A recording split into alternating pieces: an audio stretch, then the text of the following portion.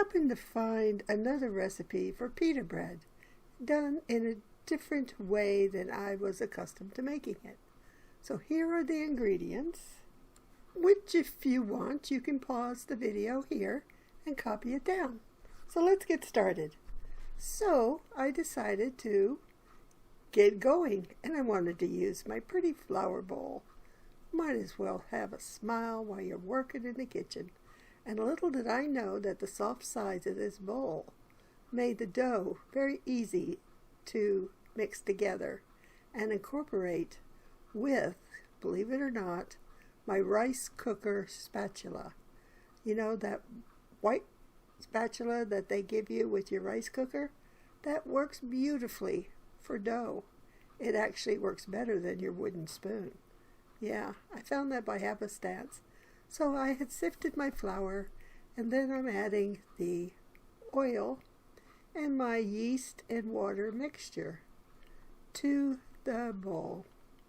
Now, since we're in winter, I don't have any humidity in my kitchen. None whatsoever. So, what does that mean? That means I will have to add a little bit more flour to this water mixture of a cup of water, warm water, and the yeast mixed together, because the dough is going to be a little bit too sticky. If your home is too humid, you will use less water. Now there's the rice spatula that came with my rice cookers. I have a couple of them, a couple of rice cookers and a couple of spatulas, and those mix very well for your dough. And it also, they work really well getting the rice out of your rice cooker. So it tells me after you mix it together, you need to rest it for 15 minutes. So let's set the timer and rest the dough for 15 minutes. There we go. I covered it with a little piece of saran wrap that was oiled with some shortening. Yes. So now the 15 minutes are up, and I have to stretch the dough. Now this is the different part that I wasn't accustomed to doing. So as the timer runs out, I'm looking at the recipe and I'm getting ready to stretch the dough. So what they want is you to stretch the dough after you've rested for 15 minutes. That's the first set of 15. So I take my dough out, add a little bit of flour to my board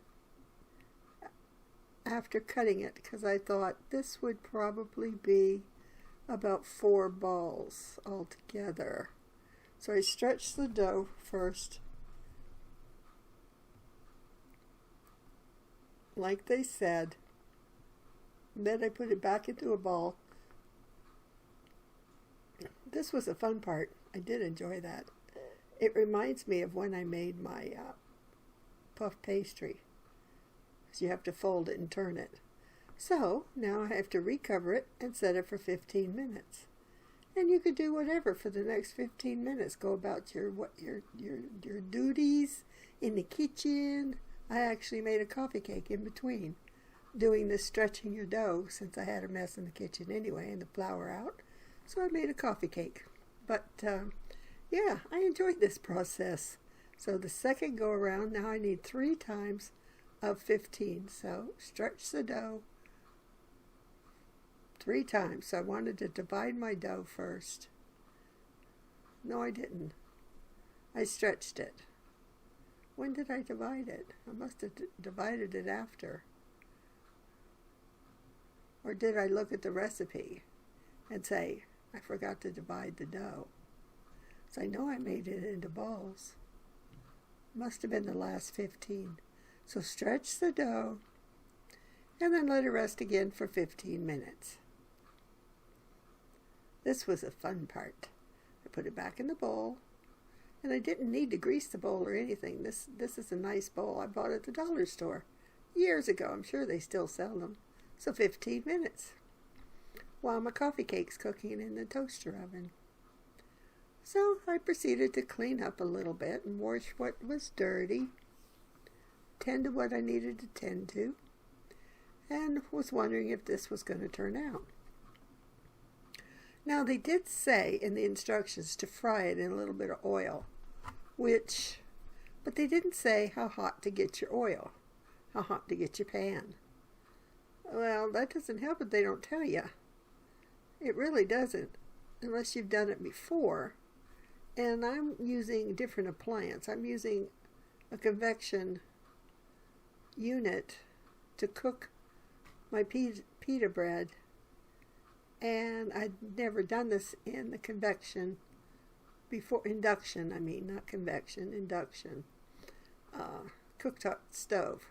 So stretching the dough, and it gets easier and easier to stretch, and it sort of tends to bulk up a little bit, which I found interesting. I do enjoy playing with dough. It's so much fun. And there's so many things you can make with dough. It's unbelievable. Now I'm thinking pretzels. Perhaps I'll make pretzels tomorrow. So now it needs to rest. So let's give it a cover. Yeah, put its little jacket on and let it rest for 15 minutes. I think about this time I was ready to take out my coffee cake, which I did, out of my convection toaster oven, because my regular full-size stove stopped working. Okay, so now I'm going to divide the dough. Okay, now I know what I'm doing. So I brought out my pad for whenever I want to roll out something. I find this works really well. Oddly enough, the texture and the material. So I decided to make 4. They didn't say how many to divide it into. So I just guessed. I want 4. They're supposed to be 7 inches long. So I rolled up the dough balls and put 3 of them back in under cover and rolled out the 4th one to 7 inches. Well, it sort of turned out to be 9 inches, and I went, okay, I'll go with 9 inches. It'll still fit in my fry pan. So really, that's fine. And plus, after you roll it, dough usually shrinks back anyhow a little bit. So if you go over the 8 inches or 7 inches that they called for, you might wind up with 6 inches. Well, we don't want 6 inches, do we? No, we don't. So any explanation to warrant me going 9 inches, I'll go with. So I'm looking at it going, this is a lot longer than 7 or 6 inches. Let me get the measuring tape out and give it a measure on the first one, because it just looks a lot bigger than what I wanted. And I'm looking at the edge of this cake pad, going, where are the inch measurements? And I see, the centimeters and all that. And I see it's all mumbled jumbled. So I wound up getting my woodworking tape measure out and measured it. Found out it was 9 inches long. But that's okay. As long as it fits inside the pan. That's what I was concerned about. And I'd already measured the inside of my fry pan to see how big I could, roll it out to be. So it wound up to be 9 inches. Yeah, that's what it rolled out to be. So now you're supposed to poke it with a fork, because you don't want it to expand into bubbles. So you take your fork and you have a good poke at it. Poke, poke, poke, poke, poke. You have a little fun with it. Have a little fun with your dough. Poke, poke, poke, poke, poke. You flip it over, give it another poke, poke, poke, and away you go. And that's just the fun part. You gotta have fun in the kitchen. If you don't have fun in the kitchen, just stay out, because you're gonna hate it. You're gonna hate doing things like this, because it'll be a chore to you. This is not a chore to me. This is fun.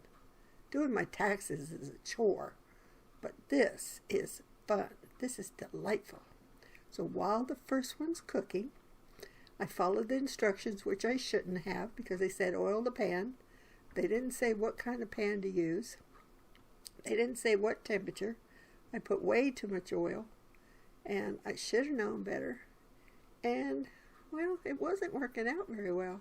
Fortunately, I caught it in time. Well, sort of in time. Got a few little burn spots on there.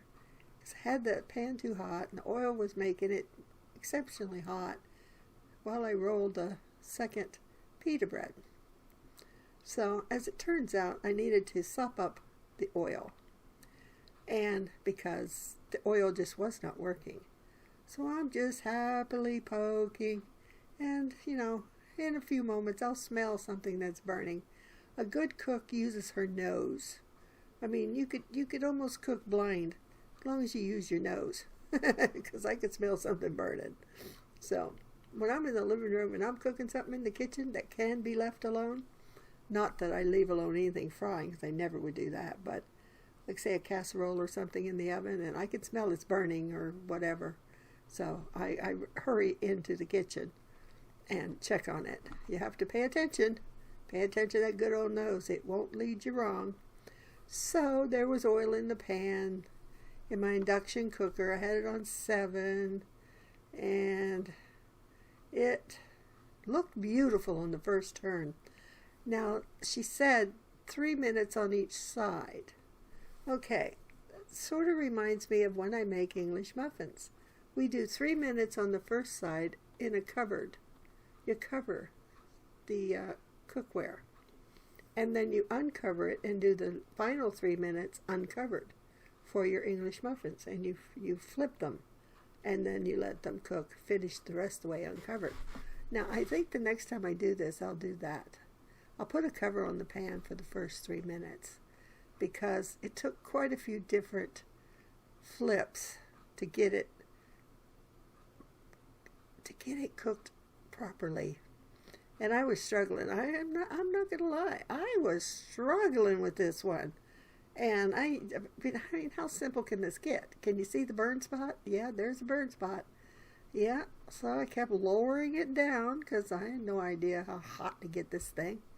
And this thing heats up, this induction cooker, it heats up fast. So I'm still learning on the induction cooker.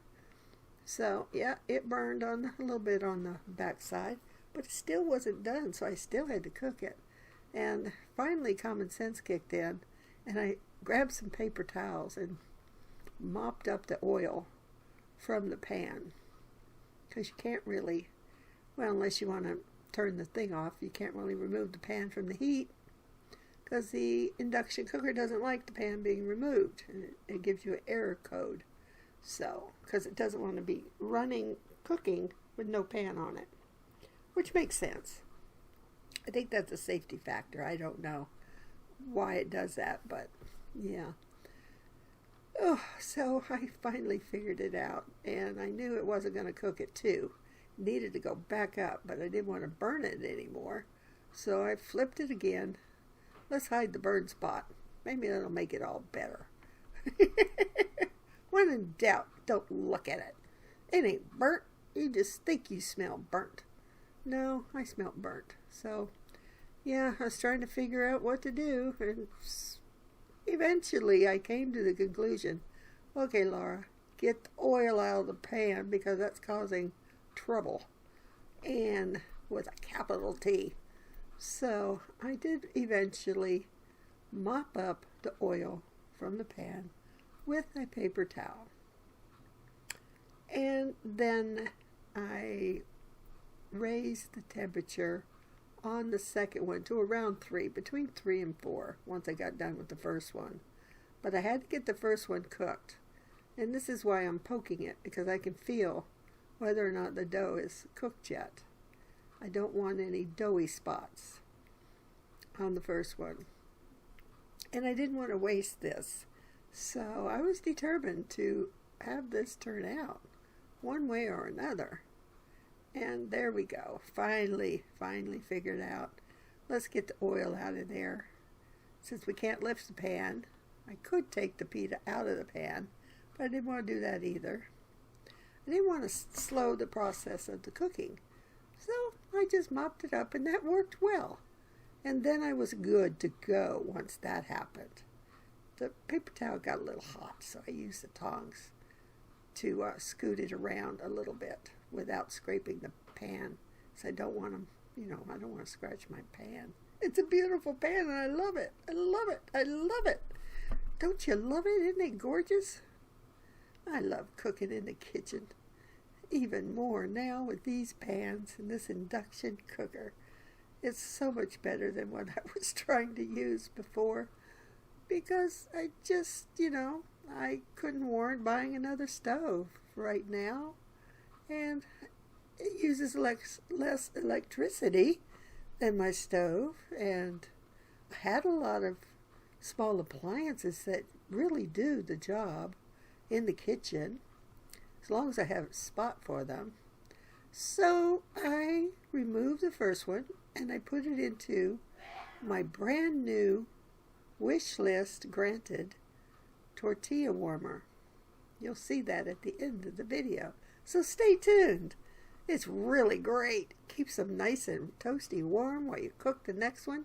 So I had the next one all ready, and I just went along beautifully.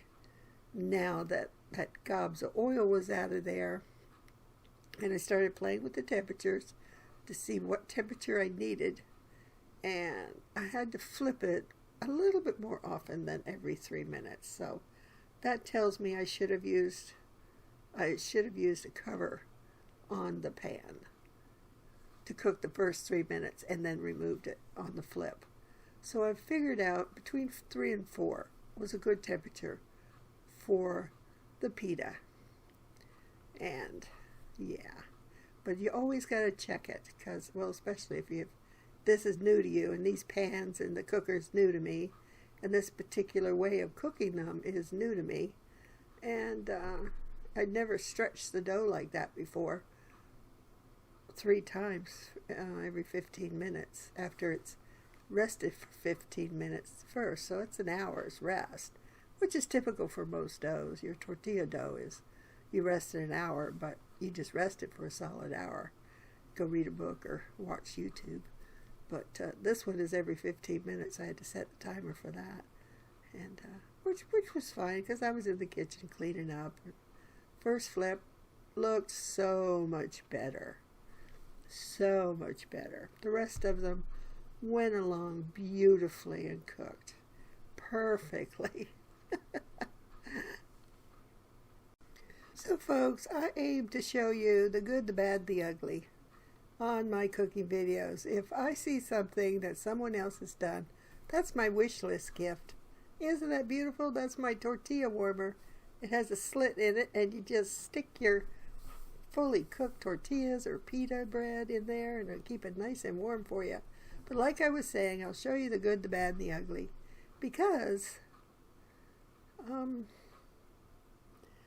a lot of times you'll see things online and they don't give you the full instructions, or they give you no instructions, or they give you wrong instructions, or they lead you down a rabbit hole that if you don't know better or can't figure it out, you think you made a big mistake and did something wrong, and you'll never try it again. Don't do that. Just figure they left something out. They're not going to tell their that one secret. Your great grandma, she always had a cake recipe. Maybe it was a fruit cake recipe. She always left one secret ingredient out, so the rest of the family could never duplicate it.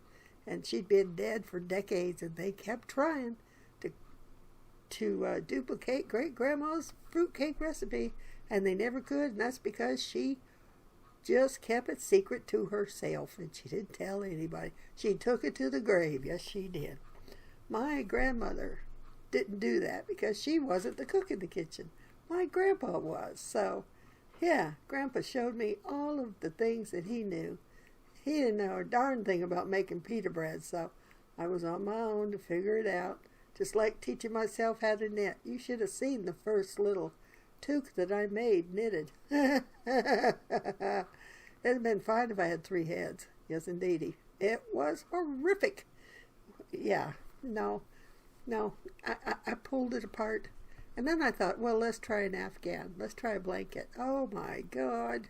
It was worse than the toque with the 3-headed toque. So I wound up pulling that one apart, too, once I immigrated to Canada from Florida. And I went, okay, I'll do the ripple switch. Stitch. Say that fast 3 times. The whipple stitch. Turned out beautiful. So that's the fork poking the pita bread. And that's my wish list tortilla warmer.